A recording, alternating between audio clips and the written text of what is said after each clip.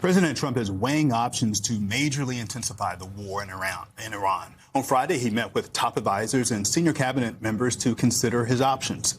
The president previewed some discussions in an interview with Axios this week, warning of a, quote, massive attack to come. And as the war drags on into its fifth month, we're all bearing the ongoing financial cost of the conflict. With oil prices surging to $100 a barrel this week, the national average remains over $4 a gallon for a tank of gas. I can attest to that. And just days after, the president mocked affordability as a made-up word amid growing concerns about inflation.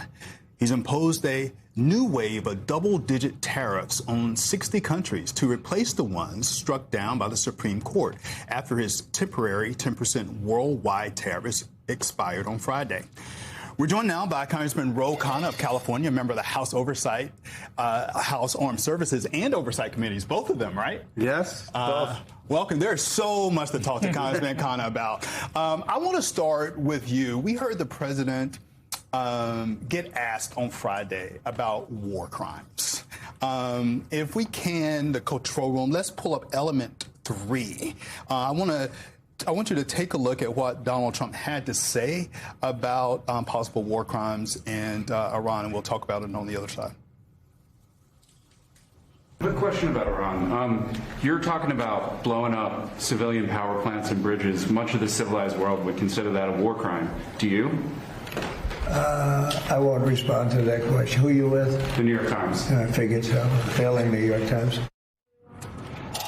Selectively not responding to questions when he told the room full of reporters just last night that he welcomed conversations with reporters. What do you make of this? It's elite impunity. I mean, of course it's a war crime. And we are destroying our reputation in the world. What Trump is doing in threatening civilization in Iran, what we did in supporting what happened in Gaza. I mean, America is losing moral credibility. We need to be consistent with international law, and Trump is not. And I mean, administration after administration have basically ignored the ICC, the International Criminal Court. So even if someone accused us in there of war crimes, there would be nothing would happen here. I do want to shift a little bit to these tariffs that Anthony was talking about. The administration says the tariffs are about forced labor enforcement. I think you and other critics would say it's a workaround to keep his tariff powers alive. When you think about that and you're talking to your Republican colleagues, because really taxes and tariffs are your guys' domain, which we learned in the court case, does this hold any muster with them, the forced labor enforcement excuse that the administration is using? No, and they know the facts. We have lost 75,000 manufacturing jobs since Trump has come in. His tariffs have led, along with the war, to every American family paying $3,500 more per year. Yeah. And we know that the tariffs on intermediate goods, that means the things factories need, has actually made it harder to do manufacturing. And it's been a blanket policy. It's been a disaster. Yeah. Sorry, Congressman. I was really hungry. It's a morning It's a morning my last bite of bagel. I always start the morning thinking I don't need the bagel, and then hour 3, I get the best green munchies. room. I come to a lot of green rooms that don't have bagels. Yeah, but on Sundays we get H&H. All right. Okay, so hey, people that want to come on the show, there's bagels. I'm going to do another bit of a pivot to Graham Plattner, because you, unlike a lot of other figures who got behind Graham Plattner, issued a very clear and direct mea culpa. You went on Meet the Press. You said that you made the wrong call, that you endorse a lot of people, but when I make a mistake, I take accountability, and that for you, the line always was sexual assault or sexual violence.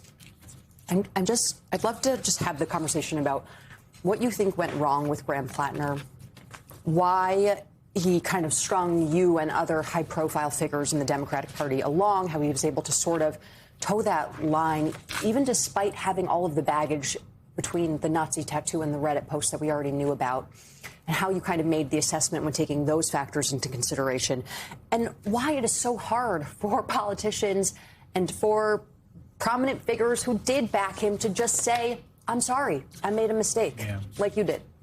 Well, I was wrong. I also said I should have listened to my wife. But the reason it's the reason it's hard is because the headline comes, you made a mistake, and most people. Why is that a bad headline?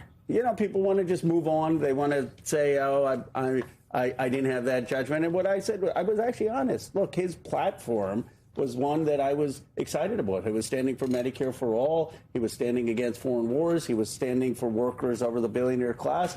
He was a charismatic figure. And like many, I gave him the benefit of the doubt because I wanted his platform. And in retrospect, we should have listened more to the signs that were there. And as a party, if you don't say you're wrong, then how are you going to do better? How are you going to do better in listening to voices like Cheyenne and others who were sounding the alarm bells and saying, look, I'm telling you this is going to lead to possible allegations of domestic violence. So for me, it was a lesson of humility, and I'm going to try to do better. The Democratic women, I think, they're not crowing because this is a depressing moment, but for a very long time, a lot of Democratic women were saying, like, don't, including your wife, apparently, like, something's up with this guy. And she's an independent. Yes, okay. I won't get her in trouble.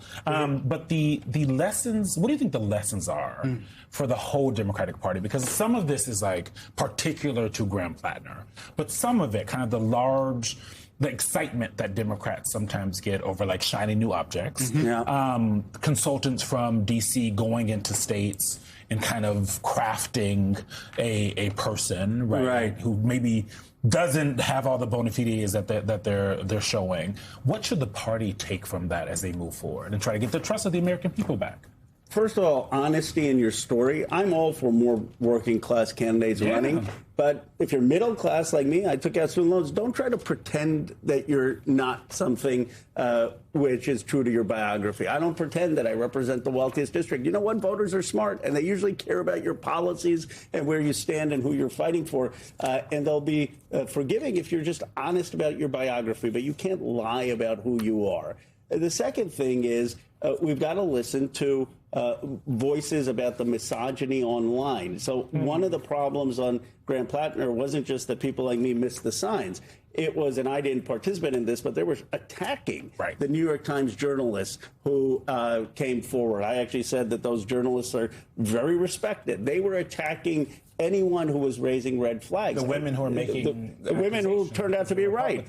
And they were basically saying you are not progressive, you don't like Plattner because of his views, and we've got to have zero tolerance for that. I mean, that, and third, we got to listen more to people who do see these signs, and I certainly am going to it. My problem is that, look, anyone can miss a call. The problem is that there was a blind spot here. And I think if you're not going to be honest with that, we're going to keep missing those calls. So I think you're right. There was a blind spot, but I also think there is an identity crisis going on within the Democratic Party. And I think this is different than establishment versus insurgent. We've got about 30 seconds left, and I just opened a large conversation. But what's your take on that? Is this feels more layered to me than just the service level establishment versus insurgency? Well, look, the status quo has not worked because it's gotten us into foreign wars, because it's led to wealth concentration. My district is $20 trillion, 1/3 of the nation's wealth. Well, young people are saying they can't get a good job and they can't buy a house. People don't have health care. But here's the challenge. We need economic transformation, but we also need a multiracial coalition that respects women and people of different sexual orientations. And you can't just have economic transformation while missing the multiracial inclusive part. And it's hard to do both. And that's why I think we're working to do it. But we're going to get it right by 2026. From your mouth to God's ears. I will say Plattner denies all of the allegations against him. He has done that vigorously. Really quickly, I'm going to get in trouble with Robert, our EP. But Netanyahu, the prime minister of Israel, is coming to meet with Trump in Washington on Tuesday. You were recently detained, I guess, or arrested or detained in the West Bank. What do you think about him coming to the United States in this moment? Well, I have said that the United States should arrest whether it's him or Putin under international law. That is the ICC. If they have a warrant for you, then you shouldn't come to our jurisdiction. Now, the UN may be one thing, but if he's coming for any other purpose, that we should be upholding international law. It has nothing to do with Israel. I mean, I do it for Putin, too. Anyone who has a warrant for war crimes. And people always say, well, what about America? There's no warrant for any American leader at the ICC. It's a very high bar. There is a little bit of disagreement over whether or not, in terms of the interpretation of the legal statute, about whether the U.S. actually has the jurisdiction to make that arrest. But that's a separate conversation Fair enough, that 'cause we we're can not get part of into the tomorrow ICC. if you want H&H Bagels. Congressman Ro Khanna, thank you so much for joining us.